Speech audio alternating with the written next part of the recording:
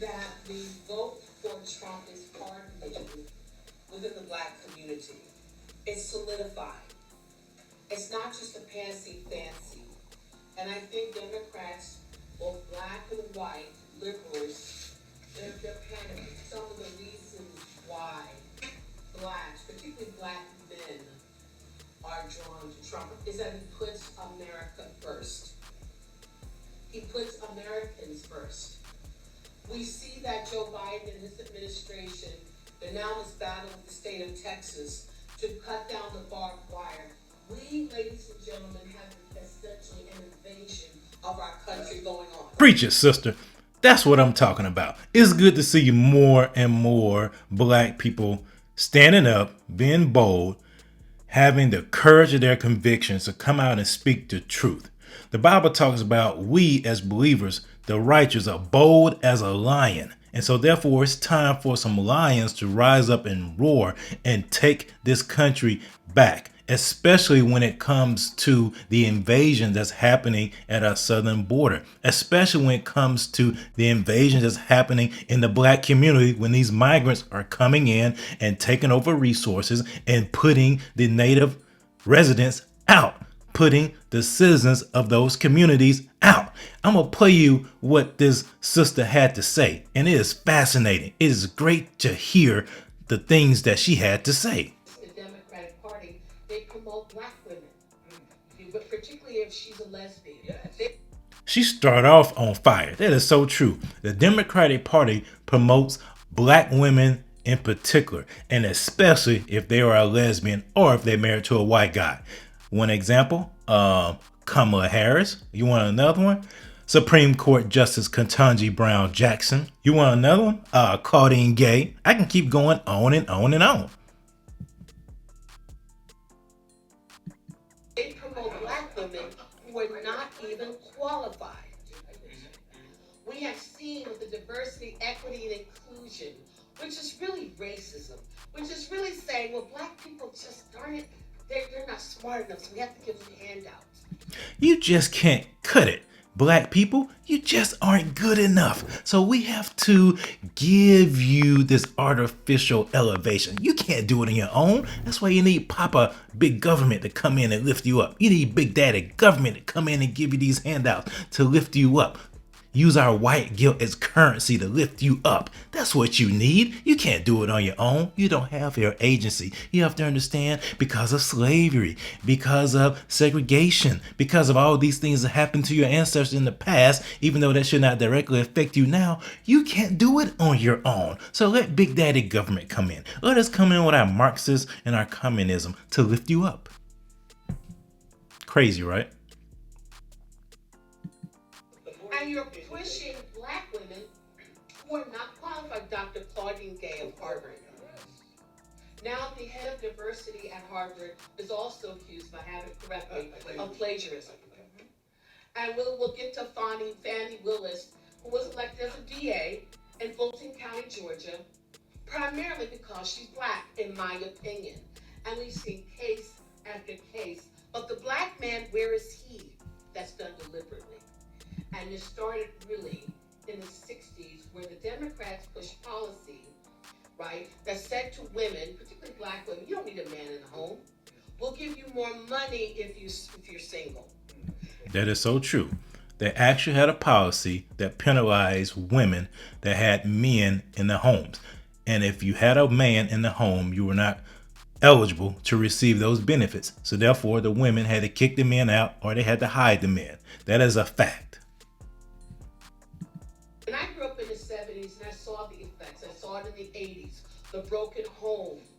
Now it's more dysfunctional home where you have. Yeah, it's intentional. It was intentionally done by the Marxists, by the communists, to foster hate, to foster a sense of anger within these young children, and they are using that to destroy these communities, and they're using that to foster their revolution. You have to understand something. You have to understand the tactics behind these Marxists and these communists. They want to use race, they want to use gender to divide Americans, and they have used the black community as their accelerant, because they've done everything they could to destroy the black community and destroy the black family.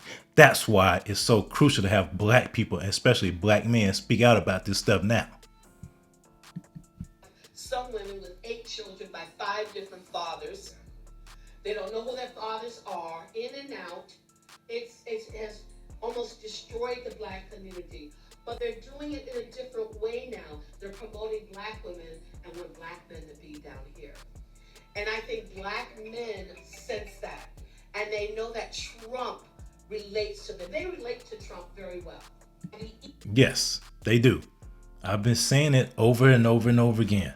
Black men are going to vote for Trump in record numbers because they recognize that Trump, the masculinity that Trump exudes, is appealing to them because they don't receive that from their local church. The local church, unfortunately, exudes femininity because the local pastor wants to keep women in the church because the more women you have in the church, the more money you get from the women, and the women are the ones who are running things in the church, and they don't have a father in the home. So they see this image of Trump. The image of Trump is what is appealing to them, and they see how Trump acts, and they also remember how things were for them under the Trump economy. So Trump is very, very appealing to them. And then combine that with what they see happening to Trump, the persecution that's happened to Trump, they are thinking to themselves, you know what? There must be something about this dude while all these people are trying to attack him and bring him down. Let me look more into it. And as the more they look into it, the more they find him appealing. They will vote for him. They may not tell you, they may not tell their significant other, but they will vote for him. Evil. Barack Obama. Barack Obama is a foot soldier. Oh yeah, for the globalists. Oh, absolutely. Barack Obama was a plant. She is on fire. Barack Obama was, yes, a plant. He did nothing for the black community. Did he ever come back to Chicago with as much crime to talk to young black men? He doesn't give a... Barack Obama is a curse on this nation. So is Joe Biden. We provide the money for his Marxist socialist programs, pushing abortion in Africa and other things. He didn't care about us. He didn't care. That gave rise to Trump because Trump actually listened to us. He actually cares. Many of us, I mean, it was bad. At least Bill Clinton BS and said, I feel your pain. But at least he said it. Barack Obama didn't give a... He should have never been elected. Before he was elected in 2000, he got elected in 2008, my mother sent, may God rest her soul, letters to black churches warning them about Barack Obama, saying he was so ungodly. I said, Mom, that's harsh. She wrote it anyway. And he was. Barack Obama unleashed a spirit that is still running rampant in this land. The spirit of perversion that has destroyed many, many lives. And Barack Obama was the opening, was the gateway, because you have to understand something. The devil doesn't come up to you in horns and with a forked tongue. The devil can transform himself into an angel of light. He can use people that seem good on the inside, that seem to be good-hearted, that seem to be good-natured. And he uses them because you're so persuaded by their eloquence. You're manipulated by the words that they speak. Nevertheless, they're speaking with a forked tongue, and the words they're speaking are speaking death over you and speaking death over your communities. But yet, because you're so into the flesh and you're not discerning that spiritually, you're being deceived and you're being destroyed and you're being manipulated with witchcraft. And that's exactly what happened with Obama. Obama bewitched the black community. Obama bewitched black churches. Obama bewitched black pastors into doing his bidding, and they did not speak out against it, to the point that now in the black community you got men wearing painted fingernails and you got all this perversion happening in the black community that would not have been thought of 15-20 years ago. Everything my mother said, may God rest her soul, was right. He hates this country, but he wants to live off the fat of the land. Like the founders of Black Lives Matter, they don't give black people. They didn't have to spend one dime to help build a black business. But these lesbians, they bought homes,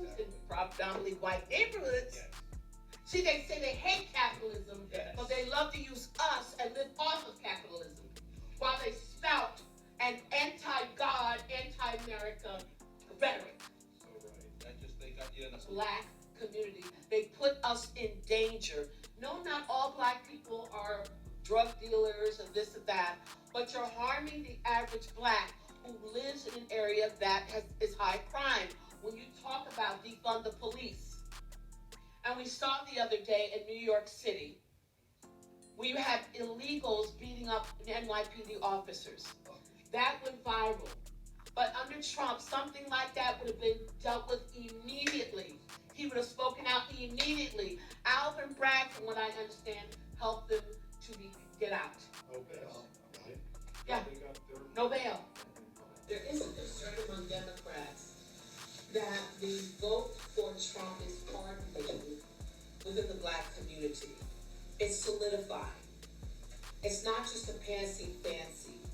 And I think Democrats, both black and white, liberals, they're panicking. Some of the reasons why blacks, particularly black men, are drawn to Trump is that he puts America first. He puts Americans first. We see that Joe Biden and his administration, they're now in this battle with the state of Texas to cut down the barbed wire. We, ladies and gentlemen, have essentially an invasion of our country going on. Exactly, an invasion. I just heard the other day about how all of these Chinese nationals are coming in from the third world countries and how they're coming in through the border in California and they're using TikTok in order to do so. This is crazy. Black people are waking up. All you have to do, I would recommend it, if you want verification, go on YouTube. Black residents in Chicago, type in Chicago, black people, immigrants. They are fed up. Black people are now feeling the effects.